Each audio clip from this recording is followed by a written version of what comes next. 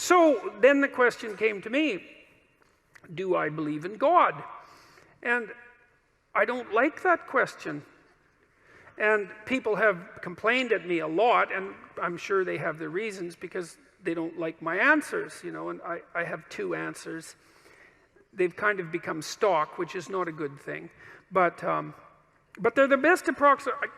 I can't figure out why I don't like the question exactly. I've got I had three sort of burgeoning hypotheses. One was, it's none of your business. That's the first one. So it's like a privacy issue. Like, it seemed to me to be a question that was too private to be answered properly. And so, and you know, you could consider that a cop-out, and maybe it is. And then another one was, well, what do you mean by believe? Like, do you mean the words? Do you mean to say the words, I believe in God? Does that indicate that you believe in God? Like, I don't know what you mean by believe exactly, because, and that's got me in trouble too, because, you know, people think that attempting to clarify the meaning of words is an attempt to escape from the question when it's actually an attempt to specify the question. I mean, is what you believe what you say or what you act out? Now, you know, I would say to some degree it's both, but if push comes to shove, as far as I'm concerned, what you believe is what you act out, not what you say. And then, you know, and if you're an integrated person, then what you act out and what you say are the same thing, and then you're a person whose word can be trusted, right? Because what you say and what you do are isomorphic. They're the same thing. But belief is instantiated in action. So I have also suggested that I act as if I believe in God, or to the best of my ability. And people aren't very happy with that either. And then the third is that I'm afraid that he might exist, which I think is the most comical of the three answers and perhaps the most accurate one. But then I was thinking about this today when I was thinking about what I might talk to you guys about. And I thought, well, let's go into this a little bit more. Let's say you do believe in God. Say, I believe in God. It's like, okay, well, that's hypothetically pretty impressive, I would say. It's like you believe that there's a divine power that oversees everything, that is fundamentally ethical, that's watching everything you do, and you believe that. And so what effect does that have on your behavior if you believe it? Does that mean that you're, well, are you all in on your beliefs? Are you sacrificing everything to this transcendent entity that you proclaim belief in? Have you cleansed yourself of all your sin, let's say? Are you making all the sacrifices that you need to make? Like, have you taken the mote out of your eye? No? Or are you in the same situation, let's say, that the Catholic Church seems to be in right now? Just out of curiosity, it's a good time to bring that up, since the Pope seems to be concerned with what's been happening with the Catholic Church, given the endless pedophilic scandals, let's say, which seem rather serious in my estimation, and might have been something that was cleaned up perhaps 100 or 1,000 years ago. And it's being taken seriously perhaps now, and perhaps not, because it's not so easy to determine exactly what it would mean to take that seriously. And you might say, well, are all the people who are committing these heinous actions and then covering them up, if you ask them, well, do you believe in God? What are they going to say? Well, you'd think the answer would be yes, given that they're like priests.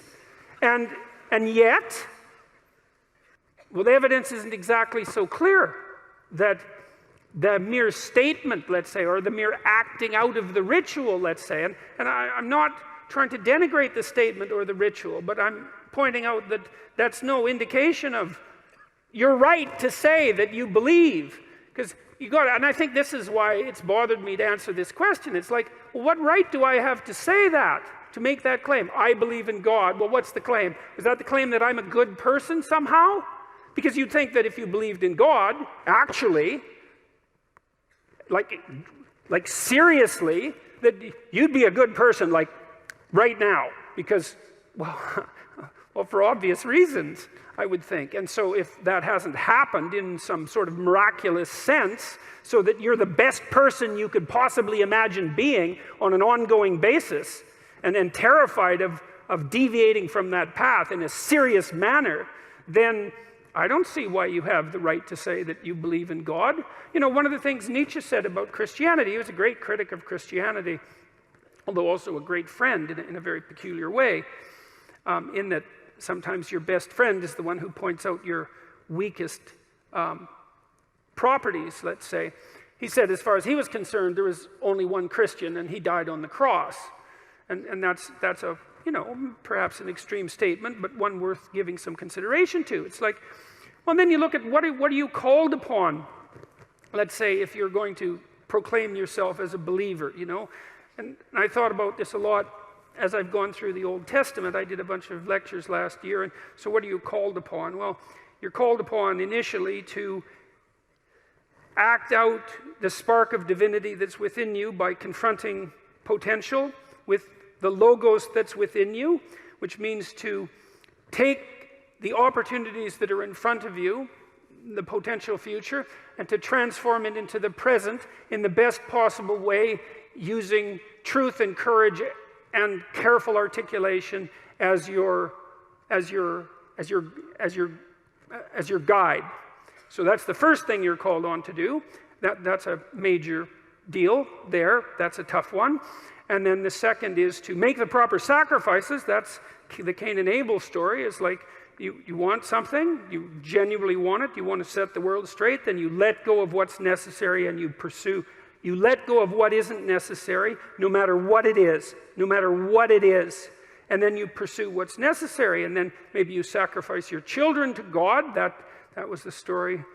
That's one of the next stories that comes up, of course, and you think, well, that's pretty damn barbaric, and the way the story's laid out, of course it is, but that isn't exactly what it means. It means that what you try to do when you raise children is that you try to do everything you can to impress upon them by imitation and by instruction and by love and by encouragement that they are crucial beings in the world whose ethical decisions play an important role in shaping the structure of reality itself, and that they have the moral responsibility to do that. And you get your ark in order, that's your family, let's say, so that when the storms come, you can stay above water for the 40 days of flooding, and you're capable of leading your people through the desert when the desert makes itself manifest, and you can escape from tyranny properly because you're wise enough to see it, and you take the full burden of being on yourself, all the suffering that's part and parcel of that. You accept that voluntarily, let's say, and you do everything you can to confront the malevolence that's part of you and that's part of the state and that's part of the world. And you make a garden around you. That's the paradise, a walled garden. It's a walled, well-watered place, so the forces of nature and society exist together in harmony, and you place your family in that so that they can live properly. And you treat your enemy as if he's yourself, and the same with your brother. And, well, then you can say, then maybe you can say, maybe then you have the right to say that you believe in God. Otherwise, maybe you should think twice about it. Because, you know, there's a line in the New Testament that Christ himself says. Two of them, I should read them too, because they're very relevant to this. I guess I could paraphrase them. A rich man comes up to Christ and says, good leader, good Lord. And he asks him a question about how it is that he should be a good person. And Christ says, don't call me good. There's no one that's good but God. And, you know, that's worth thinking about. I mean, the one person that in principle, in our ancient stories, had the right to make some direct connection between himself and the divine, was unwilling to do it when challenged. And so it might be reasonable to assume that each of us could be much more cautious about making that sort of statement bluntly when we're asked. And then the other line is, Not all those who say, Lord, Lord, will enter the kingdom of heaven. Got that about right? Which means something approximating, just because you make a claim to moral virtue, let's say, your belief in God, which I can't see how you can make a higher claim to moral virtue than that. You know, I mean, agnostic, atheistic, I don't really care.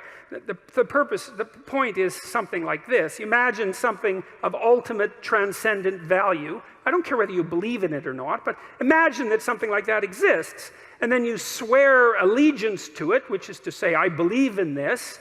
I mean, there's a heavy moral burden that comes along with that, just to allow yourself to utter the words without feeling that you should be immediately struck down appropriately by lightning. And so I think that's why that question makes me uncomfortable.